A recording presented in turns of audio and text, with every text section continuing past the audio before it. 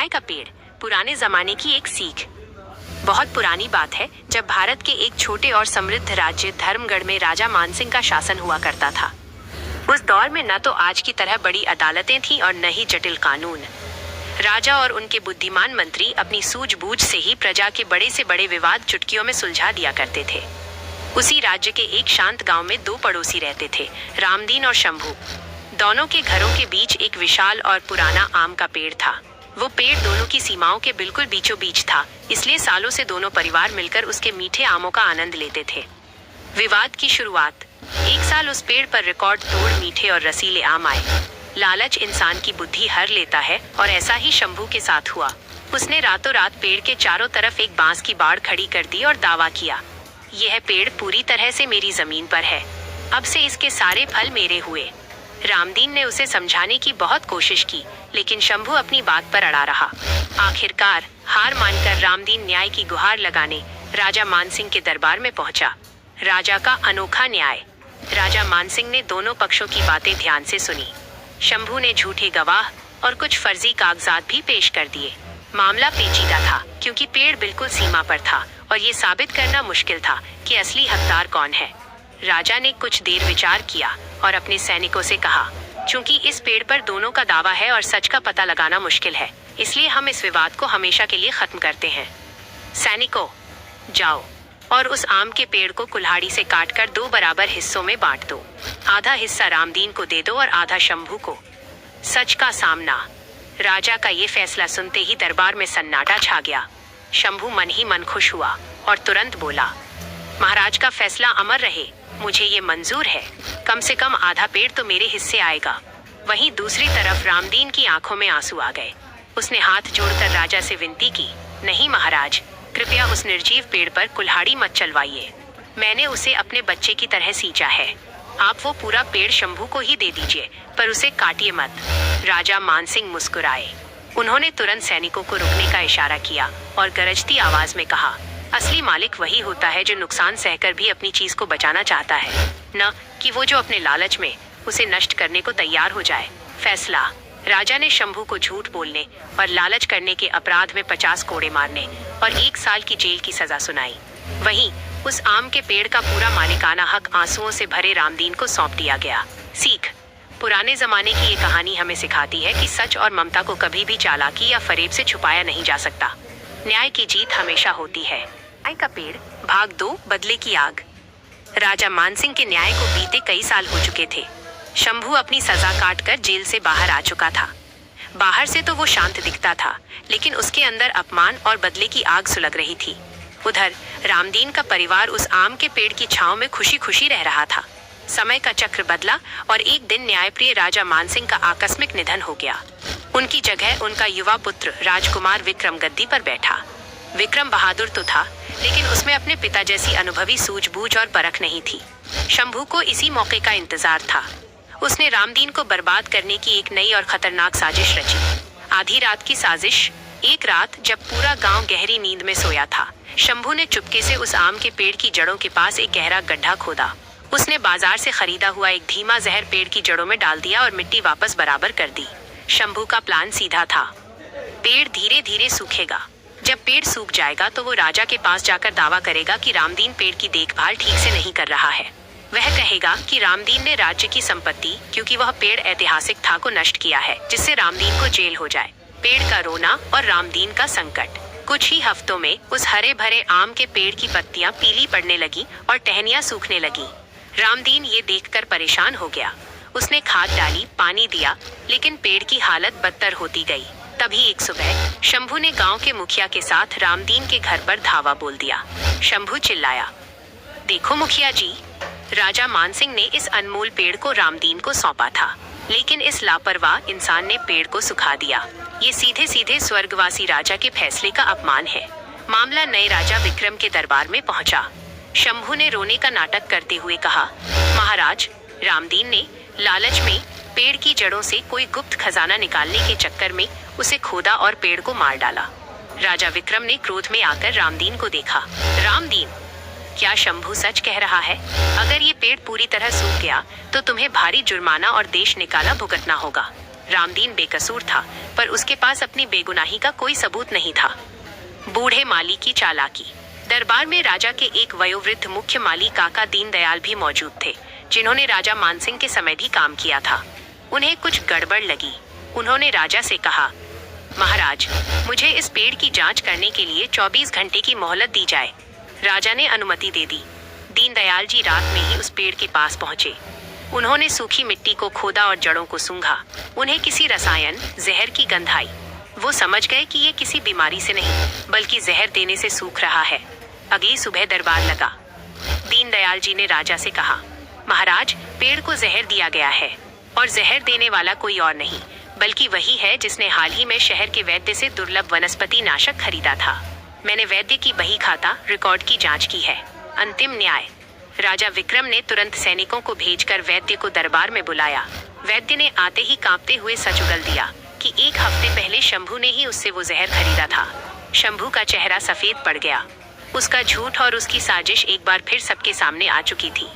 राजा विक्रम ने अपनी भूल सुधारी और कड़क आवाज में फैसला सुनाया, शंभू, तुमने न सिर्फ एक बेकसूर को फंसाने की कोशिश की, बल्कि एक मूक और फलदायी पेड़ की हत्या करने का पाप भी किया। सजा के तौर पर शंभू की सारी संपत्ति जब्त करके रामदीन को दी जाती है, और शंभू को अगले 5 सालों तक राज्य के जंगलों में हर रोज 5 नए पेड़ लगाने और उनकी सेवा करने की सजा दी जाती है।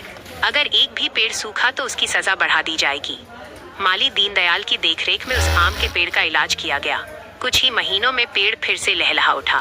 सीख, नफरत और बदले की भावना से किया गया काम हमेशा खुद का ही विनाश करता है।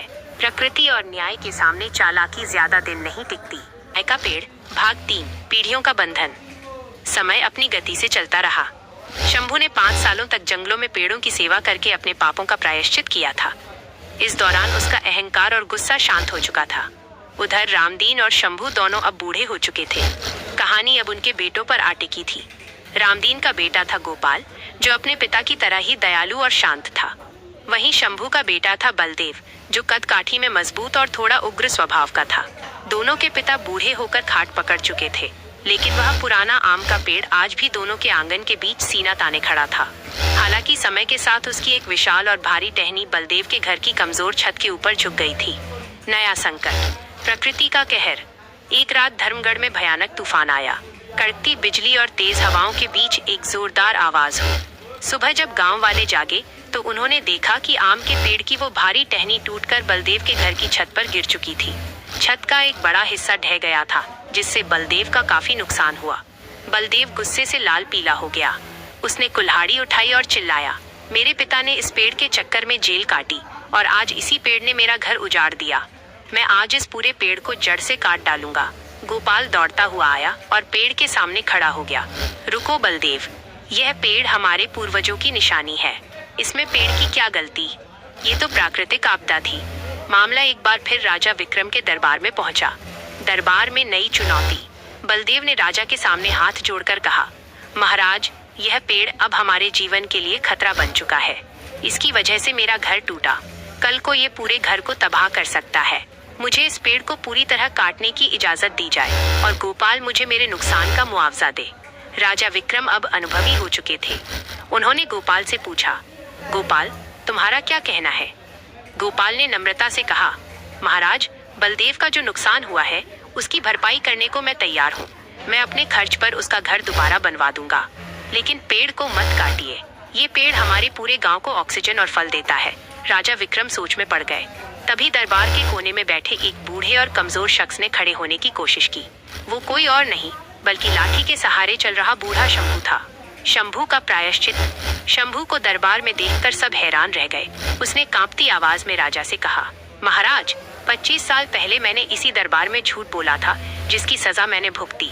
जंगलों में पेड़ लगाते लगाते मुझे समझ आया कि एक पेड़ को बड़ा करने में कितनी मेहनत लगती है। आज मेरा बेटा वही गलती कर रहा है जो मैंने की थी, क्रोध और लालच में आकर पेड़ को काटना। शंभू अपने बेटे बलदेव की तरफ मुड़ा और बोला, बेटा बलदेव, इस पेड़ ने हमारे घर को तोड़ा नहीं है। ध्यान से देख, अगर इस पेड़ की टहनी हवा को न रोकती तो कल रात के तूफान में हमारा पूरा घर ढह जाता। इस पेड़ ने खुद पर वार सहकर हमारी जान बचाई है। पिता की बात सुनकर बलदेव के हाथ से कुल्हाड़ी छूट गई। उसकी आंखें खुल गईं। राजा का अंतिम न्याय और नया सवेरा। राजा विक्रम मुस्कुराए और उन्होंने अपना अंतिम फैसला सुनाया। इस विवाद का फैसला किसी कानून से नहीं बल्कि इंसानी समझदारी से हो चुका है। बलदेव के घर की मरम्मत का आधा खर्च गोपाल उठाएगा और आधा खर्च बलदेव खुद संभालेगा, क्योंकि ये एक प्राकृतिक घटना थी। पेड़ की जो टहनी टूटी है उसकी सूखी लकड़ी को दोनों परिवार आपस में बांट लें और आज से इस पेड़ का नाम न्याय का पेड़ नहीं बल्कि मित्रता का पेड़ रखा जाता है। दोनों परिवार मिलकर इसकी सुरक्षा करेंगे। दरबार से बाहर निकलकर गोपाल और बलदेव ने एक दूसरे को गले लगा लिया। सालों पुरानी दुश्मनी हमेशा के लिए खत्म हो गई। दोनों परिवारों ने मिलकर उस पेड़ के चारों तरफ एक सुंदर चबूतरा बनाया, जहां बैठकर अगली पीढ़ी के बच्चे मिलकर आम खाते और अपने दादा परदादा की यह कहानी सुनते। सीख: ये संपूर्ण कहानी हमें सिखाती है कि मुश्किलें और आपदाएं रिश्तों को तोड़ने के लिए नहीं बल्कि आपसी सूझबूझ और एकजुटता से उन्हें और मजबूत करने के लिए आती हैं। बदला हमेशा विनाश लाता है, लेकिन क्षमा और समझदारी वंशों को सुधार देती है। न्याय का पेड़, भाग 4, अंतिम अध्याय, नई पीढ़ी और नया सवेरा। समय का पहिया घूमता रहा। कई साल बीत गए। बूढ़े हो चुके गोपाल और बलदेव भी अब इस दुनिया में नहीं रहे थे, लेकिन मित्रता का पेड़ आज भी उसी शान से खड़ा था। इसकी जड़ें और मजबूत हो चुकी थीं और इसकी घनी छांव दोनों परिवारों को एक सूत्र में बांधे हुए थी। गोपाल की एक बेटी थी आरती, जो बहुत ही समझदार और पढ़ाई लिखाई में तेज थी। वहीं बलदेव का एक बेटा था रोहन, जो शहर से वकालत की पढ़ाई पूरी करके हाल ही में गांव लौटा था। दोनों बचपन के पक्के दोस्त थे।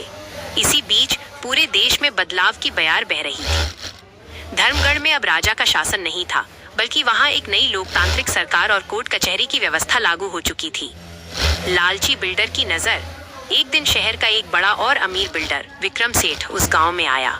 वह गांव की जमीन पर एक बड़ा हाईवे और होटल बनाना चाहता था। नक्शे के मुताबिक हाईवे का रास्ता बिल्कुल उसी जगह से गुजरना था जहां वो ऐतिहासिक मित्रता का पेड़ और आरती रोहन के घर थे। विक्रम सेठ ने दोनों परिवारों को मोटी रकम का लालच दिया। मैं तुम्हें शहर में बड़ा बंगला और लाखों रुपए दूंगा, बस तुम दोनों इस जमीन को खाली कर दो और इस पुराने पेड़ को कटने की मंजूरी दे दो। रोहन और आरती ने साफ मना कर दिया। आरती ने कहा, ये पेड़ सिर्फ लकड़ी का ढांचा नहीं है, हमारे पूर्वजों का इतिहास और इस गांव की आत्मा है। हम इसे कटने नहीं देंगे। अदालत का मुकदमा। पैसे के घमंड में चूर विक्रम सेठ ने हार नहीं मानी। उसने सरकारी दफ्तरों में साठगांठ की और नकली पर्यावरण क्लियरेंस सर्टिफिकेट बनवाकर अदालत में केस दायर कर दिया कि ये पेड़ बूढ़ा और खोखला हो चुका है, जिससे कभी भी गिरकर किसी की जान जा सकती है, इसलिए इसे काटना जनहित में जरूरी है। अब मामला राजा के दरबार में नहीं बल्कि शहर की बड़ी अदालत में जज के सामने था। अदालत में विक्रम सेठ के महंगे वकीलों ने दलीलें दी। हुजूर, विकास के काम में ये पुराना पेड़ बाधा बन रहा है। ये पेड़ सड़ चुका है और किसी भी दिन गिर सकता है। आरती कोर्ट में रो पड़ी। उसे लगा कि अब इस पेड़ को बचाना नामुमकिन है, लेकिन तभी रोहन, जो खुद एक वकील बन चुका था, अपने काले कोट में आत्मविश्वास के साथ खड़ा हुआ। कानून और जज्बात की जंग। रोहन ने जज साहब के सामने ऐतिहासिक दस्तावेज पेश किए। उसने राजा मानसिंह और राजा विक्रम के समय के राजकीय अभिलेख रिकॉर्ड्स निकाले, जिसमें इस पेड़ को न्याय और मित्रता का प्रतीक घोषित किया गया था। रोहन ने जज से कहा, मी लॉर्ड, ये पेड़ सिर्फ पर्यावरण का हिस्सा नहीं है, ये इस पूरे धर्मगढ़ के इतिहास की धरोहर है। कानून के मुताबिक किसी भी मान्यता प्राप्त ऐतिहासिक धरोहर को बिना ठोस वजह के नुकसान नहीं पहुंचाया जा सकता। इसके साथ ही रोहन ने वन विभाग के ईमानदार अधिकारियों की एक नई और निष्पक्ष रिपोर्ट पेश की, जिसमें साफ लिखा था कि पेड़ पूरी तरह स्वस्थ है और इसकी उम्र अभी कम से कम 100 साल और बाकी है। अंतिम फैसला। सारे सबूतों और रोहन की दमदार दलीलों को सुनने के बाद जज साहब ने अपना ऐतिहासिक फैसला सुनाया। अदालत विक्रम सेठ के हाईवे के नक्शे को खारिज करती है। हाईवे को गांव के बाहर से घुमाकर ले जाया जाए। इस पेड़ को राजकीय प्राकृतिक धरोहर घोषित किया जाता है।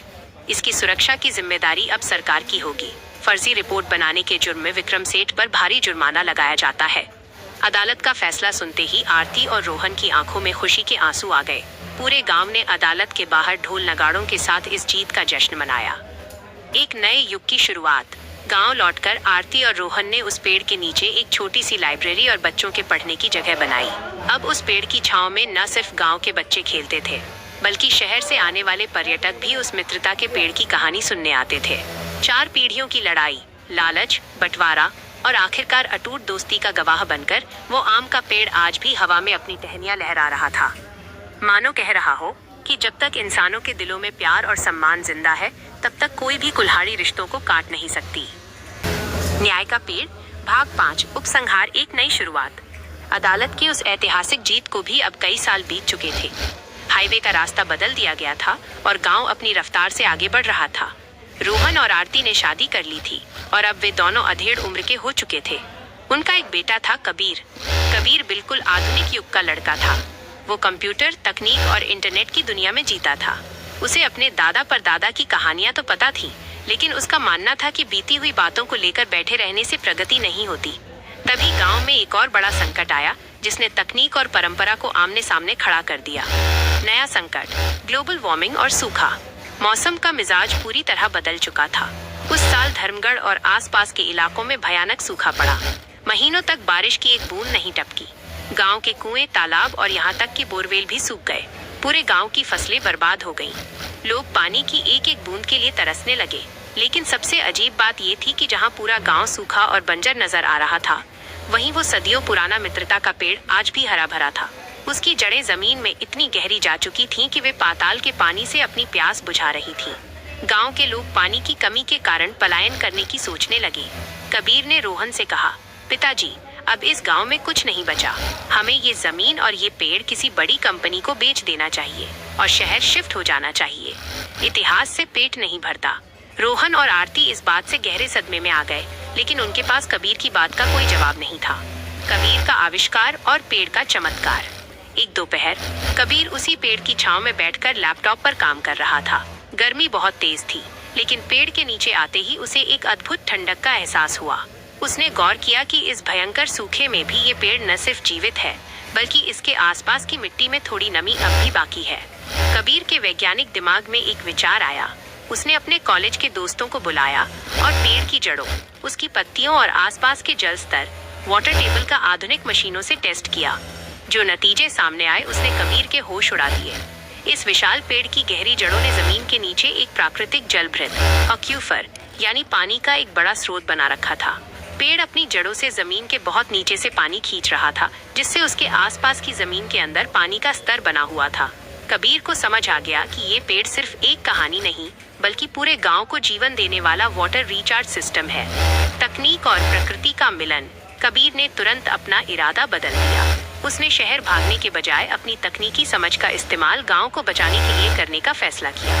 एक, उसने पेड़ को बिना कोई नुकसान पहुंचाए उसकी जड़ों के वैज्ञानिक दायरे से थोड़ी दूर एक इको फ्रेंडली कम्युनिटी वेल, सामुदायिक कुआं खोदा। 2, उस कुएं को पेड़ के प्राकृतिक जल स्रोत से जोड़ा गया, जिससे कुएं में साफ और मीठा पानी आ गया। 3, कबीर ने सौर ऊर्जा, सोलर पावर से चलने वाले पंप लगाए, जिससे पूरे गांव के घरों और खेतों तक पानी पहुंचने लगा। जिस पेड़ को कबीर बेकार समझ रहा था, उसी पेड़ ने पूरे गांव को भुखमरी और सूखे से बचा लिया। महाउत्सव, सदियों का सफर, सूखा खत्म हुआ और अगली बारिश में गांव फिर से लहलहा उठा। कबीर अब उस पेड़ के सामने हाथ जोड़कर खड़ा था। उसने रोहन और आरती से माफी मांगते हुए कहा, पिताजी, मैं गलत था। हमारे पूर्वज अनपढ़ हो सकते थे, लेकिन वे प्रकृति के सबसे बड़े वैज्ञानिक थे। उन्होंने इस पेड़ को बचाकर हमारे भविष्य को सुरक्षित किया था। कहानी के अंत में पूरे गांव ने मिलकर उस पेड़ के 500 साल पूरे होने पर एक बड़ा वृक्ष उत्सव मनाया। चबूतरे पर एक नई डिजिटल पट्टिका प्लेट लगाई गई, जिस पर कबीर ने बड़े अक्षरों में लिखवाया, न्याय से शुरू हुआ, लालच से गुजरा, मित्रता में बदला और आज ये हमारा जीवन दाता है। ये सिर्फ एक पेड़ नहीं, हमारा परिवार है। पत्ते हवा में झूम रहे थे, मानो रामदीन, शंभू, गोपाल और बलदेव की आत्माएं ऊपर आसमान से मुस्कुराते हुए अपनी आने वाली पीढ़ियों को आशीष दे रही थीं। 5 पीढ़ियों का ये सफर अब एक अमर गाथा बन चुका था। पूर्ण विराम माइनस कहानी का संपूर्ण समापन। न्याय का पेड़ भाग 6, महाविस्तार, जंगल का पुनर्जन्म। 500 साल पूरे होने के उत्सव के बाद धर्मगढ़ गांव अब देश के नक्शे पर एक आदर्श इको विलेज बन चुका था। कबीर की तकनीक और पुराने पेड़ के जल स्रोत ने मिलकर गांव की कायापलट कर दी थी। लेकिन कहानी यहीं खत्म नहीं हुई। कबीर की एक छोटी बेटी थी, अरण्य, जिसका नाम उसकी दादी आरती ने रखा था। अरण्य का मतलब होता है जंगल। अरण्य जब बड़ी हुई तो उसने देखा कि उनका पुराना मित्रता का पेड़ तो बहुत विशाल और सुरक्षित है, लेकिन उसके आसपास के बाकी ग्रामीण इलाके और दूर फैले पहाड़ अब भी बंजर और सूखे हैं। कंक्रीट के शहर धीरे धीरे गांवों को निगल रहे थे। अरण्य का सपना, एक नया संकल्प। एक शाम जब अरण्य अपने दादा कबीर के साथ उस ऐतिहासिक पेड़ के नीचे बैठी थी, तो उसने एक अनोखी बात नोटिस की। हवा के एक तेज झोंके के साथ उस आम के पेड़ से ढेर सारे पके हुए आम नीचे गिरे और उनकी गुठलियां दूर दूर तक बिखर गईं। अरण्य ने कबीर से पूछा, दादू, हमारे परदादा शंभू जी को राजा ने 5 साल तक जंगल में पेड़ लगाने की सजा दी थी ना? उन्होंने जो पेड़ लगाए थे वे आज कहाँ हैं? कबीर ने उदास होकर दूर पहाड़ियों की तरफ देखा और कहा, बेटा, वे पेड़ उन पहाड़ियों पर थे, लेकिन सालों की कटाई और देखरेख की कमी के कारण वे सब खत्म हो गए। अब वहाँ सिर्फ सूखी मिट्टी बची है। अरण्य ने उसी पल एक बड़ा फैसला लिया। उसने कहा, जैसे हमारे पूर्वजों ने इस एक पेड़ को अपनी जान देकर बचाया, अब समय आ गया है कि इस पेड़ की मदद से हम उन पूरी पहाड़ियों को फिर से हरा भरा करें। द फ्रेंड्स ऑफ ट्री - एक डिजिटल क्रांति। अरण्य ने आधुनिक दुनिया के सबसे बड़े हथियार सोशल मीडिया और इंटरनेट का इस्तेमाल किया। उसने अपने परदादा रामदीन, शंभू, गोपाल और बलदेव की 5 पीढ़ियों की इस कहानी को एक छोटी सी डॉक्यूमेंट्री फिल्म का रूप दिया और उसे इंटरनेट पर शेयर कर दिया। कहानी इतनी भावुक और प्रेरणादायक थी कि देखते ही देखते वो पूरी दुनिया में वायरल हो गई। देश विदेश से लाखों युवा अरण्य के इस अभियान से जुड़ने के लिए तैयार हो गए। अरण्य ने एक नया प्रोजेक्ट शुरू किया, मिशन न्याय का पेड़। उसने उस ऐतिहासिक आम के पेड़ की टहनियों से ग्राफ्टिंग, कलम लगाना करके हजारों नए पौधे तैयार किए। ये पौधे उसी 500 साल पुराने मजबूत और मीठे पेड़ के सगे वंशज थे। उसने ड्रोन टेक्नोलॉजी का इस्तेमाल करके दूर दराज की बंजर पहाड़ियों पर बीज और खाद के गोले, सीड बॉम्ब्स बरसाए। अंतिम परीक्षा, भूमाफिया का आखिरी हमला। जब अरण्य का ये आंदोलन बहुत बड़ा हो गया तो शहर के कुछ बड़े माइनिंग खनन ठेकेदारों को मिर्ची लगी। वे उन पहाड़ियों को खोदकर पत्थर निकालना चाहते थे। उन्होंने सरकार पर दबाव बनाया कि इस वृक्षारोपण अभियान को रोका जाए, क्योंकि वहां खनन से सरकार को राजस्व रेवेन्यू मिलता है। मामला एक बार फिर सुर्खियों में आया। इस बार लड़ाई किसी एक पेड़ की नहीं, बल्कि आने वाली पीढ़ियों के पर्यावरण की थी। अरण्य और गांव के हजारों लोग उन पहाड़ियों पर जाकर बैठ गए। वे शंभू के लगाए हुए पुराने सूखे ठूंठों और नए पौधों से लिपट गए। अरण्य ने मीडिया के सामने गरजते हुए कहा, यह सिर्फ जमीन का टुकड़ा नहीं है। हमारे एक पूर्वज ने पेड़ बचाने के लिए सजा काटी थी, दूसरे ने घर टूटना सहा था। हमारी नस नस में इन पेड़ों का कर्ज है। हम यहाँ से तब तक नहीं हटेंगे जब तक इन पहाड़ियों को हमेशा के लिए सुरक्षित घोषित नहीं कर दिया जाता। पूरा देश अरण्य के समर्थन में खड़ा हो गया। सरकार को झुकना पड़ा और उन सभी पहाड़ियों को सैक्रेड ग्रोव, पवित्र वन क्षेत्र घोषित कर दिया गया, जहाँ कभी भी कोई कुल्हाड़ी नहीं चल सकती थी। अनंत सवेरा, एक पेड़ से एक जंगल तक। 10 साल बाद वे बंजर पहाड़ियां अब एक घने और लहलहाते जंगल में बदल चुकी थी। सबसे खूबसूरत बात ये थी कि उस जंगल में लगे हर तीसरे पेड़ में वही मीठे और रसीले आम उगते थे, जो 500 साल पहले रामदीन और शंभू के आंगन के बीच लगे पेड़ पर आए थे। अब बूढ़ी हो चुकी अरण्य अपनी पोती का हाथ पकड़कर उस मुख्य मित्रता के पेड़ के नीचे खड़ी थी। पेड़ अब और भी विशाल हो चुका था, उसकी शाखाएं आसमान को छू रही थीं। अरण्य ने अपनी पोती से कहा, देखो बेटा, सदियों पहले ये सिर्फ एक बीज था जो 2 परिवारों की लड़ाई की वजह बना। फिर ये न्याय का प्रतीक बना, फिर दोस्ती का, फिर जीवन का, और आज यह एक पूरा जंगल बन चुका है। हवा चली और जंगल के हजारों पेड़ों के पत्ते एक साथ सरसराए, मानो 5 पीढ़ियों के पूर्वजों की आत्माएं एक सुर में गा रही हों कि इंसान तो आते जाते रहेंगे, लेकिन प्रकृति की यह न्याय गाथा युगों युगों तक इस धरती को जीवन देती रहेगी। इस अमर प्रेम और न्याय की कहानी का यहीं पर पूर्ण समापन। न्याय का पेड़, भाग 7, परम यात्रा, ब्रह्मांड का संदेश।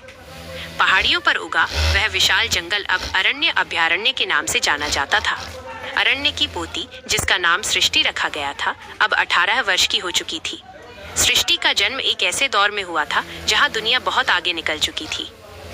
इंसान अब मंगल ग्रह पर बस्तियां बसाने की तैयारी कर रहा था और चारों तरफ कृत्रिम बुद्धिमत्ता, AI और आधुनिक तकनीकों का बोलबाला था। लेकिन इन सब के बीच पृथ्वी का तापमान तेजी से बढ़ रहा था और कंक्रीट के शहरों में ताजी हवा एक सपना बनती जा रही थी। अंतरिक्ष मिशन प्रोजेक्ट कल्पवृक्ष। दुनिया के बड़े बड़े वैज्ञानिकों ने मिलकर एक महायोजना बनाई। वे अंतरिक्ष में एक ऐसा कृत्रिम बायोस्फीयर यानी रहने योग्य उपग्रह बनाना चाहते थे जहां पृथ्वी जैसी हरियाली और ऑक्सीजन हो सके। इस मिशन का नाम रखा गया प्रोजेक्ट कल्पवृक्ष। इस मिशन के लिए एक ऐसे पौधे की खोज की जा रही थी जो अत्यधिक कठिन परिस्थितियों, कम पानी और सीमित मिट्टी में भी जीवित रह सके, जिसकी आनुवंशिक संरचना DNA इतनी मजबूत हो कि वह अंतरिक्ष के वातावरण को सहन कर सके, जो कम समय में प्रचुर मात्रा में ऑक्सीजन और फल दे सके।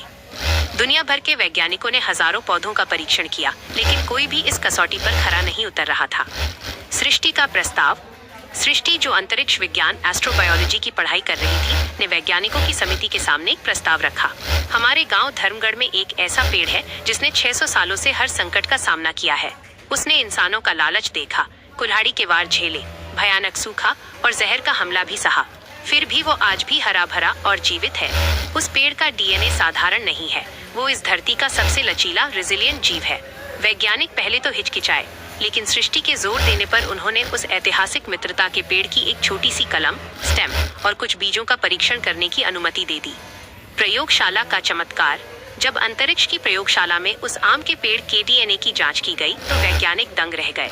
600 वर्षों के संघर्षों, अलग अलग पीढ़ियों के प्यार और देखभाल ने उस पेड़ के भीतर एक अनोखी प्रतिरोधक क्षमता विकसित कर दी थी।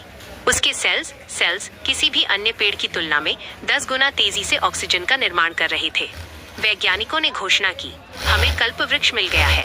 धर्मगढ़ का ये न्यायप्रिय आम का पेड़ ही अंतरिक्ष में मानव जीवन की नई नींव रखेगा। विदाई की बेला और नई यात्रा। वह दिन बहुत भावुक करने वाला था। पूरा धर्मगढ़ गांव उस आदि पेड़ के नीचे इकट्ठा हुआ था। सृष्टि ने पेड़ की जड़ों को छुआ और कहा, दादाजी, आपने सदियों पहले हमारे परिवार को आपस में जोड़ा था। आज आप पूरी मानवता को जोड़ने जा रहे हैं। आपकी शाखाएं अब सिर्फ हमारे आंगन तक सीमित नहीं रहेंगी, वे अंतरिक्ष के तारों को छुएंगी। वैज्ञानिकों ने बड़े ही सम्मान के साथ उस पेड़ की टहनियों से तैयार किए गए विशेष पौधों को एक विशेष सुरक्षा कैप्सूल में रखा। अनंत आकाश में न्याय का पेड़। कुछ ही महीनों बाद अंतरिक्ष यान ने उड़ान भरी। सृष्टि खुद उस मिशन का हिस्सा थी। जब अंतरिक्ष में पहला मानव निर्मित बायोस्फीयर पूरी तरह सक्रिय हुआ तो उसके बिल्कुल केंद्र सेंटर में उसी ऐतिहासिक पेड़ का नया पौधा रोपा गया। कुछ ही समय में अंतरिक्ष के उस विशाल कांच के गुंबद के नीचे वह पौधा एक सुंदर पेड़ के रूप में लहलहाने लगा। उसकी हरी भरी पत्तियां और मीठे आम अब अंतरिक्ष यात्रियों को न केवल जीवन दे रहे थे, बल्कि उन्हें पृथ्वी की याद भी दिला रहे थे। पृथ्वी पर खड़ा वो मूल पेड़ और अंतरिक्ष में घूम रहा उसका अंश, दोनों अब एक दूसरे से जुड़े हुए थे। कहानी की शाश्वत सीख। 600 साल पहले दो भाइयों के बीच की एक छोटी सी लड़ाई से शुरू हुआ यह सफर आज ब्रह्मांड की असीम ऊंचाइयों तक पहुंच चुका था। ये कहानी हमें सिखाती है कि जब हम किसी पौधे या रिश्ते को प्रेम और न्याय से सींचते हैं तो उसकी जड़ें सिर्फ मिट्टी में नहीं बल्कि अनंत काल के इतिहास में अमर हो जाती हैं। यह महागाथा अब पूरी तरह से संपूर्ण और अमर है। न्याय का पेड़, भाग 8, परम चेतना पृथ्वी का आमंत्रण। अंतरिक्ष में प्रोजेक्ट कल्पवृक्ष को स्थापित हुए दशकों बीत चुके थे। मानवता ने अंतरिक्ष के उस बायोस्फीयर में रहना सीख लिया था। सृष्टि अब एक सम्मानित वृद्ध वैज्ञानिक बन चुकी थी, जो अंतरिक्ष स्टेशन पर ही अपनी अंतिम सांसें गिन रही थी। उधर हमारी प्यारी नीली धरती पृथ्वी पर एक नया युग आ चुका था। सदियों के प्रदूषण और दोहन के बाद इंसानों ने आखिरकार अपनी गलती मान ली थी। पृथ्वी को फिर से सांस लेने देने के लिए इंसानों ने कंक्रीट के बड़े बड़े शहरों को छोड़ दिया था और जंगलों को दोबारा बसाने का महाअभियान शुरू किया था। लेकिन एक बड़ी समस्या थी। सदियों के अत्याचार के कारण पृथ्वी की मिट्टी अपनी उपजाऊ शक्ति खो चुकी थी। नए पौधे रोपे तो जा रहे थे, लेकिन वे बिना रसायनों के जीवित नहीं रह पा रहे थे। अंतरिक्ष से पृथ्वी की ओर वापसी। वृद्ध सृष्टि ने अंतरिक्ष स्टेशन की खिड़की से दूर दिखती धुंधली पृथ्वी को देखा। उनके पास उनकी पोती वसुधा बैठी थी। वसुधा का जन्म अंतरिक्ष में ही हुआ था। उसने कभी पृथ्वी की मिट्टी को नहीं छुआ था। सृष्टि ने वसुधा का हाथ थामकर कहा, बेटा, जब इंसान संकट में था तब पृथ्वी के उस पेड़ ने हमें अंतरिक्ष में जीवन दिया। आज हमारी माँ पृथ्वी बीमार है। अब समय आ गया है कि हम उस मित्रता के पेड़ की अंतरिक्षीय संतान को वापस उसकी मूल मिट्टी में भेजें। अंतरिक्ष के शून्य गुरुत्वाकर्षण, जीरो ग्रेविटी और ब्रह्मांडीय किरणों, कॉस्मिक रेज के बीच पले बढ़े उस पेड़ के बीजों में एक नया उत्परिवर्तन, म्यूटेशन हो चुका था। वे बीज अब इतने शक्तिशाली हो चुके थे कि वे बंजर से बंजर और प्रदूषित मिट्टी को भी पलक झपकते ही उपजाऊ बना सकते थे। महाप्रस्थान, बीज वृष्टि। सृष्टि के निर्देश पर वसुधा एक विशेष अंतरिक्ष यान लेकर पृथ्वी की कक्षा में पहुंची। इस यान में कल्प वृक्ष के लाखों विशेष रूप से तैयार किए गए दिव्य बीज भरे हुए थे। वसुधा ने अंतरिक्ष से पृथ्वी के उन हिस्सों पर बीजों की बौछार शुरू की जो कभी रेगिस्तान या बंजर कंक्रीट के ढेर हुआ करते थे। इन बीजों को नाम दिया गया था सृष्टि बीज। जैसे ही ये बीज पृथ्वी की प्रदूषित मिट्टी के संपर्क में आए, एक चमत्कार होने लगा। मिट्टी के भीतर मौजूद हानिकारक रसायन और जहर इन बीजों ने सोख लिए और उन्हें शुद्ध हवा में बदल दिया।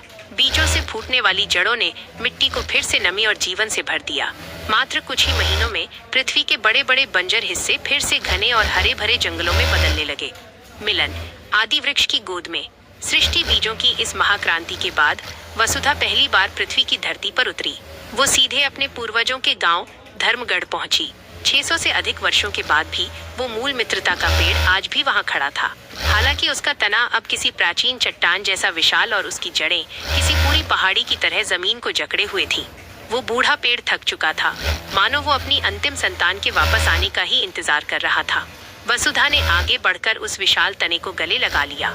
जैसे ही उसने पेड़ को छुआ, उसे महसूस हुआ कि हवा में एक सरसराहट गूंज उठी है। ये सरसराहट रामदीन, शंभू, गोपाल, बलदेव, कबीर, अरण्य और सृष्टि के सामूहिक आशीर्वाद की थी। वसुधा ने रोते हुए पेड़ की जड़ों में अंतरिक्ष से लाई हुई पवित्र मिट्टी डाली और कहा, पितामह, आपकी यात्रा पूरी हुई। आपकी संतानों ने पृथ्वी को नया जीवन दे दिया है। अब आप चैन की सांस ले सकते हैं। शाश्वत शांति। उसी रात एक मंद हवा चली। उस 600 साल पुराने आदि वृक्ष ने धीरे से अपनी पत्तियां गिरा दी। उसका भौतिक शरीर शांत हो गया था, लेकिन उसके आसपास की मिट्टी से हजारों नए अंकुर फूट रहे थे। वो पेड़ मरा नहीं था। वो अब पृथ्वी के कण कण में, हर बहती हवा में और हर उगते नए पौधे में समा चुका था। दो भाइयों की एक छोटी सी लड़ाई से शुरू हुआ न्याय और प्रेम का वो बीज अब पूरी पृथ्वी को जीवन देने वाली महाचेतना बन चुका था। इंसानों को समझ आ गया था कि जब तक वे इस चेतना का सम्मान करेंगे, ब्रह्मांड का कोई भी संकट उन्हें हरा नहीं पाएगा। यह महायात्रा अब अनंत काल के लिए पूर्ण, शांत और शाश्वत है। न्याय का पेड़, भाग 9, नव अध्याय, नई सभ्यता की सुबह। आदि वृक्ष के शांत होने के बाद पृथ्वी पर एक ऐसा युग आया जिसे इतिहास में हरित सतयुग के नाम से जाना गया।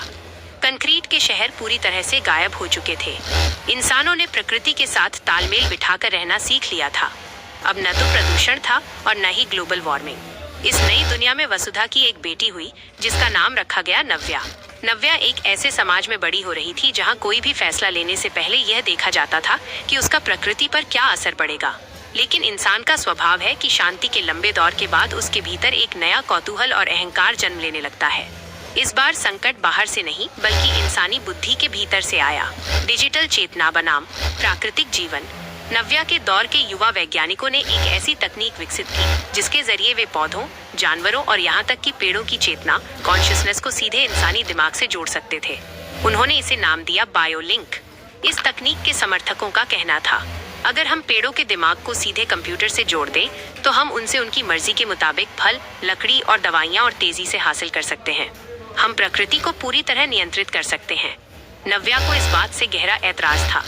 उसने अपने पूर्वजों के इतिहास को पढ़ा था। वो जानती थी कि प्रकृति पर नियंत्रण करने का हर प्रयास अंततः विनाश की ओर ले जाता है। आदि स्थल पर महापंचायत। इस तकनीक के इस्तेमाल को लेकर पूरी दुनिया के विचारकों और युवाओं के बीच एक बड़ा वैचारिक मतभेद पैदा हो गया। मामला किसी कोर्ट में नहीं सुलझ सकता था, क्योंकि अब पूरी पृथ्वी एक परिवार बन चुकी थी। तय हुआ कि इस महाविवाद का फैसला उसी धर्मगढ़ गांव में होगा जहां सदियों पहले राजा मानसिंह ने न्याय किया था। आज उस स्थान पर आदि वृक्ष का तना एक पवित्र स्मारक के रूप में मौजूद था और उसके चारों तरफ उसकी संतानों का एक विशाल अभेद्य जंगल लहलहा रहा था। पूरी दुनिया के प्रतिनिधि वहां इकट्ठा हुए। बायोलिंक तकनीक के आविष्कारक आरव ने अपनी दलील दी। नव्या, तुम्हारे पूर्वजों ने हमेशा पेड़ों की रक्षा की। हम भी रक्षा ही कर रहे हैं, बस हम तकनीक के जरिए उन्हें इंसानी विकास का भागीदार बना रहे हैं। इसमें गलत क्या है? नव्या का मौन और प्रकृति की आवाज। नव्या मंच पर खड़ी हुई। उसने अपने हाथ में बायोलिंक का कोई उपकरण नहीं लिया था। उसने बस उस आदि वृक्ष के अवशेष को छुआ और आरव से कहा, आरव, मेरे परदादा शंभू ने लालच में पेड़ पर बाड़ लगाई थी। उसके बाद उन्होंने जहर दिया। फिर बलदेव ने क्रोध में कुल्हाड़ी उठाई। हर बार इंसान ने पेड़ को अपनी जागीर समझा। आज तुम्हारी तकनीक भी वही कर रही है, बस उसका तरीका बदल गया है। तुम प्रकृति से संवाद नहीं करना चाहते, तुम उस पर हुकूमत करना चाहते हो। नव्या ने आरव को आगे बुलाया और कहा, अपनी मशीनें बंद करो। इस पेड़ की चेतना को समझने के लिए किसी तार या कंप्यूटर की जरूरत नहीं है। बस अपनी आंखें बंद करो और इसके वजूद को महसूस करो। उसी पल पूरे जंगल में एक गहरी शांति छा गई। हवा चली और आदि वृक्ष के चारों तरफ खड़े हजारों पेड़ों के पत्तों से एक ऐसी मधुर और लयबद्ध ध्वनि निकली जो सीधे हर इंसान के दिल में उतर गई। वो कोई भाषा नहीं थी, लेकिन सबको समझ आ गया कि पेड़ क्या कह रहे हैं। हम तुम्हारे गुलाम नहीं, तुम्हारे सहयात्री हैं। हमें नियंत्रित मत करो, हमारे साथ जियो। नया संकल्प और अनंत सवेरा। आरव और उसके साथी वैज्ञानिकों की आंखें खुल गईं। उन्होंने अपनी मशीनों को हमेशा के लिए बंद कर दिया। उन्हें समझ आ गया कि असली विकास प्रकृति को वश में करने में नहीं, बल्कि उसके सामने सिर झुकाने में है। महापंचायत ने सर्वसम्मति से फैसला लिया कि पृथ्वी पर किसी भी जीव की प्राकृतिक स्वतंत्रता से खिलवाड़ नहीं किया जाएगा। नव्या ने उस स्थान पर एक नई परंपरा की शुरुआत की। हर साल दुनिया भर के युवा वहां आते, मिट्टी में एक नया बीज बोते और बिना किसी तकनीक के मौन रहकर प्रकृति की भाषा को समझना सीखते।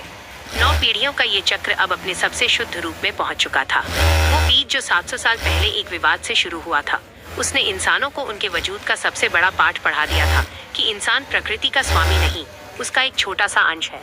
यह नव चेतना की कहानी अब पूरी तरह अमर और संपूर्ण है। न्याय का पेड़, भाग 10, परम सीख, जीवन का महासार। नव्या और आरव के महासंकल्प के बाद पृथ्वी पर शांति छा चुकी थी। नव्या की एक छोटी पोती थी, प्रज्ञा। प्रज्ञा का नाम बुद्धि और ज्ञान पर रखा गया था।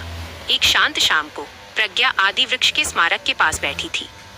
उसने अपनी दादी नव्या का हाथ पकड़कर पूछा, दादी जी, हमारे परिवार और इस अद्भुत पेड़ की 9 पीढ़ियों की ये महागाथा आज पूरी दुनिया गाती है, लेकिन क्या आप मुझे संक्षेप में बता सकती हैं कि इस पूरी कहानी से हमें असल में क्या सीख मिलती है? इस कहानी का महासार क्या है? नव्या मुस्कुराई। उसने प्रज्ञा के सिर पर हाथ फेरा और कहा, बेटा प्रज्ञा, इस 9 भागों की लंबी यात्रा में हर पीढ़ी ने समय के साथ एक नया सबक सीखा। चलो, मैं तुम्हें इस महाकहानी से मिलने वाली 10 सबसे बड़ी सीख बताती हूँ जो हमारे जीवन का आधार है। इस कहानी से मिलने वाली 10 महासीख, 10 की लेसन्स। 1. सत्य और ममता की हमेशा जीत होती है। भाग 1 की सीख। चतुर और लालची शंभू ने राजा को गुमराह करने की कोशिश की, लेकिन रामदीन की पेड़ के प्रति सच्ची ममता ने जीत हासिल की। चालाकी और झूठ कुछ समय के लिए हावी हो सकते हैं, लेकिन सत्य और निस्वार्थ प्रेम को कभी पराजित नहीं किया जा सकता। 2. प्रतिशोध केवल विनाश लाता है। भाग 2 की सीख। शंभू ने बदला लेने के लिए पेड़ की जड़ों में जहर डाला। उसने रामदीन को फंसाने की कोशिश की, लेकिन अंत में उसकी अपनी ही बर्बादी हुई। नफरत और बदले की भावना से किया गया काम हमेशा खुद का ही अंत करता है। 3. प्रकृति चुपचाप हमारे घाव सहती है। भाग 3 की सीख। तूफान में जब टहनी बलदेव के घर पर गिरी तो उसने इसे पेड़ का हमला माना, लेकिन बूढ़े शंभू ने समझाया कि पेड़ ने खुद पर वार सहकर उनके घर को ढहने से बचाया था। प्रकृति हमेशा इंसानों की रक्षा करती है, भले ही हम उसे न समझ पाएं। 4.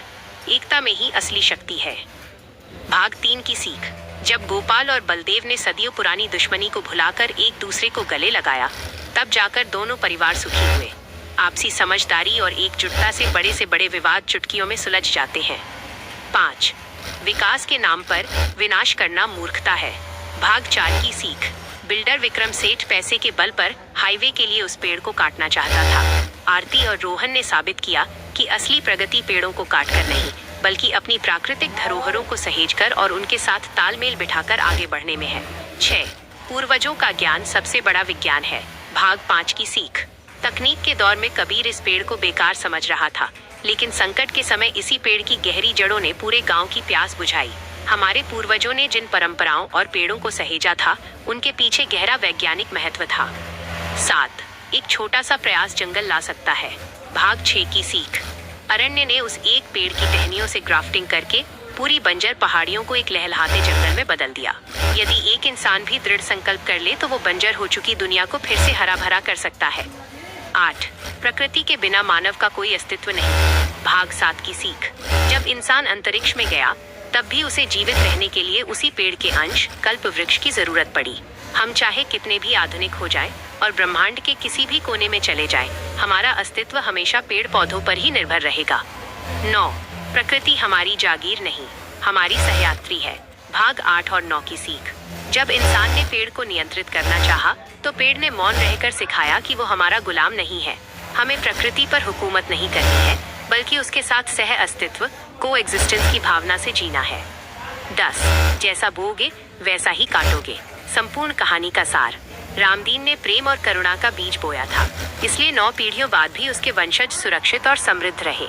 शंभू के वंशजों ने जब अपना लालच छोड़ा, तभी वे सुखी हुए।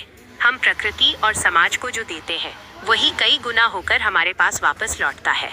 नव्या का अंतिम संदेश। नव्या ने प्रज्ञा को गले लगाते हुए अपनी बात खत्म की। प्रज्ञा, ये न्याय का पेड़ सिर्फ एक आम का पेड़ नहीं है, ये हमारे भीतर का वो सद्गुण है जिसे हमें हर रोज अपने दिल में सींचना है। जब तक तुम्हारे भीतर करुणा, न्याय और प्रकृति के प्रति सम्मान का ये पेड़ जीवित रहेगा, तब तक ये दुनिया सुरक्षित रहेगी। प्रज्ञा ने कहानी समाप्त।